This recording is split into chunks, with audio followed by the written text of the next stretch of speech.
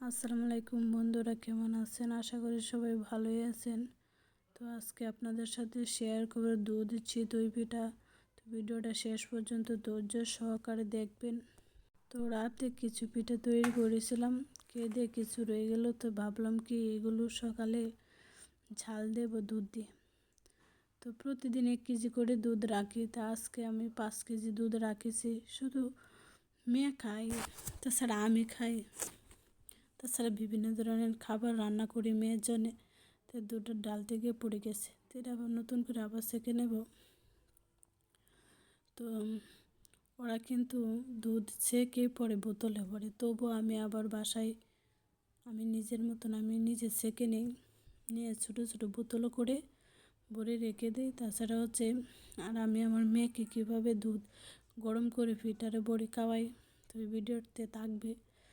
তো একবার দুধ গরম করে 2বারের উপরে আবার খাওয়াই না, দুধ কিন্তু আবার ব্যাকটেরিয়া বসে। যাই হোক, বোতলও পড়ে সবগুলো দুধ ফ্রিজে রেখে দেব।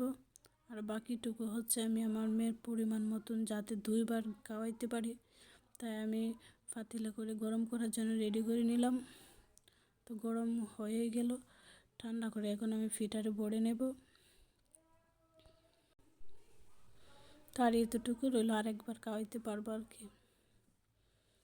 তো এদিকে আমি চিতই পিঠা তৈরি করেছি, সবটুকু কিন্তু আমি ভিডিওতে দেখাই নাই, অন্য একটা ভিডিওতে দেখাবো, কারণ তখন আমার মেয়ে অনেক দুষ্টামি করতেছে, তাই আমি সম্পূর্ণ ভিডিও করি নাই।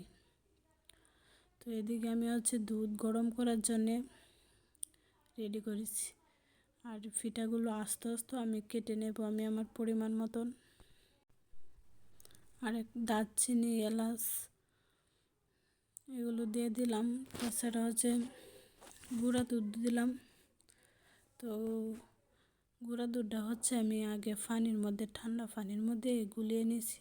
যদি এমনি দুধটার মধ্যে দিয়ে দিই তো চাকা চাকা হয়ে যাবে, ভাঙতে আমার কষ্ট হয়ে যাবে। তাছাড়া মেয়ে অনেক দুষ্টামি করে, ফাড়া যায় না, তাই আমি আমার মতন তৈরি করে নিলাম। আপনারা মতন তৈরি করে নেবেন। তাছাড়া আমি একটু অসুস্থ, আমার কথা বললে নিঃশ্বাস নিতে একটু কষ্ট হয়ে যায়। যাই হোক, আমি কিন্তু এদিকে লবণ দিয়ে নিই আপনাদের সাথে গল্প করতে করতে, তাই আমি একটু লবণ দিয়ে নিলাম। মনে ছিল না আর কি, না মনে ছিল, ভাবছি একটু পরে দেবো এরকম আর কি, মানে দেবো করে।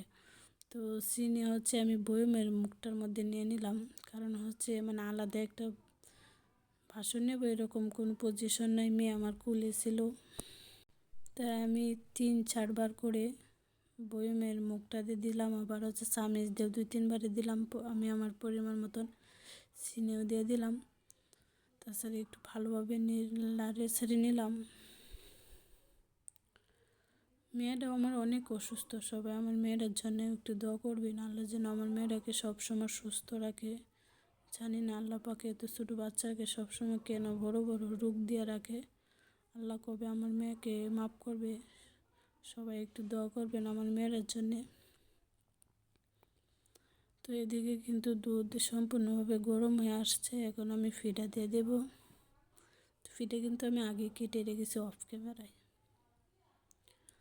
তো ফিডাটি আমি কিন্তু আস্তে আস্তে দিচ্ছি, কারণ বারবার কিন্তু বলতেছি মেয়ে কোলে, তাই আমি আমার মতন সব কিছু করে নিচ্ছি। আবার আপনারা বলবেন, মানে অনেকে আবার অন্যরকম মনে করতে পারে আস্তে আস্তে মানে এরকম, তাই আমি আমার মতন কাজ করে নিচ্ছি। তাছাড়া আপনারা বুঝে তো ছোটো বাচ্চা নিয়ে কাজ করা আসলে একটু কষ্টদায়ক হয়ে যায়, কোলে থাকা, আবার মোবাইল ধরা। তাছাড়া মোবাইল কিন্তু তেড়ে হইলে কিন্তু ভিডিও লড়ে, তাছাড়া কিন্তু তেমন বেশি সুবিধা হয় না। যাই হোক, সব কিছুর মধ্যে আলহামদুলিল্লাহ আল্লাহর কাছে শুকরিয়া আদায় করতে হয়। তো ভিডিও সব কিছু কিন্তু সব দেওয়া হয়ে গেল, এখন আমি হালকা আস্তে আস্তে নেড়ে নিলাম। তাছাড়া বেশি লাড়াচাড়া করলে কিন্তু ভেঙে যায়। আমি প্রথম যখন রান্না করেছিলাম তখন তো বুঝতাম না, আসলে কি জানেন, বয়সের সাথে সাথে দিনের সাথে সাথে সব কিছুই মানুষ শিখে যায়। তখন আমি প্রথম যখন বিয়ে হয়েছিল তখন আমি কোনো কিছুই পারতাম না। যাই হোক, আলহামদুলিল্লাহ আল্লাহর কাছে অনেক শুকরিয়া, এখন আস্তে আস্তে আমি সব কাজ পারি, বিভিন্ন ধরনের রান্না খাবার টাবার সব কম সব পারি, এখন কোনো কিছুই সমস্যা নেই। যাই হোক, আমি আপনাদের সাথে গল্প করতে করতে আমার এদিকে হচ্ছে ফিটার তৈরি হয়ে গেল। আমি তো রেডি করে নিলাম। সবাই ভালো থাকবেন, সুস্থ থাকবেন, আল্লাহ হাফেজ।